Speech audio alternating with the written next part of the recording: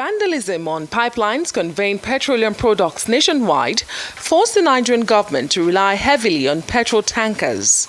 Images such as this reveal the extent of crude oil theft in Nigeria's oil-rich Niger Delta region.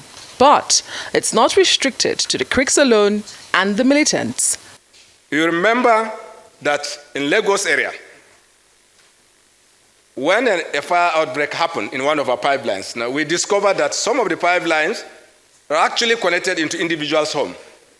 And not only that, and without really, with all sensitivity to our religious beliefs, some of the pipelines and some of the products that we found are actually in churches and in mosques.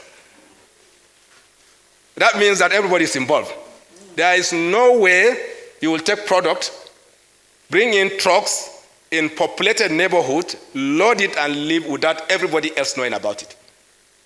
That everybody includes members of the community, members of the religious leadership, and also, and most likely, government officials of all natures, including security agency personnel. With a dwindling revenue and increasing demand for the available scarce resources for socio-economic development, the government is intensifying its fight against crude oil theft.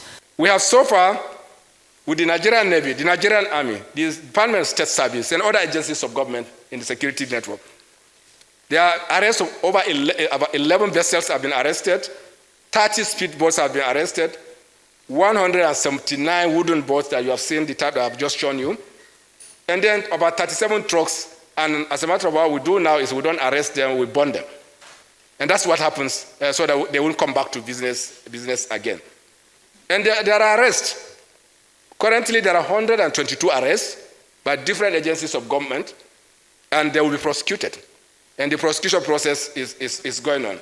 On the controversial pipeline surveillance contract to a former Niger Delta agitator, Government Epumopolo, also known as Tompolo, Mr. Kyari had this to say. We put up a framework where contractors were selected through a tender process, or people who can do it. Not everyone can do it.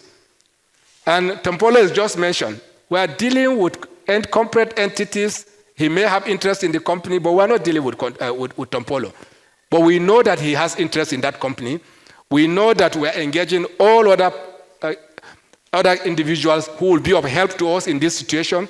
This has happened severally over time, and the end result was that it was contained under a process like this, and we believe that we have taken the right decision. Despite being an oil-producing nation, Nigeria has relied on importation to meet its domestic consumption.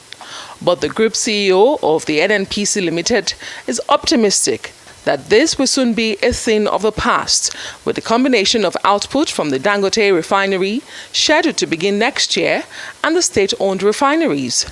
When we are done with our own refineries and the Dangote refinery, very many other small initiatives that we are doing, small modular condensate refineries that we are building, if that happens, and we are very optimistic it will happen, you will see that this country will now be a net exporter. As a matter of fact, it will be a hub of export of petroleum product, not just to the West African sub-region, but to the rest of the world. This will happen. The flow of supply will change.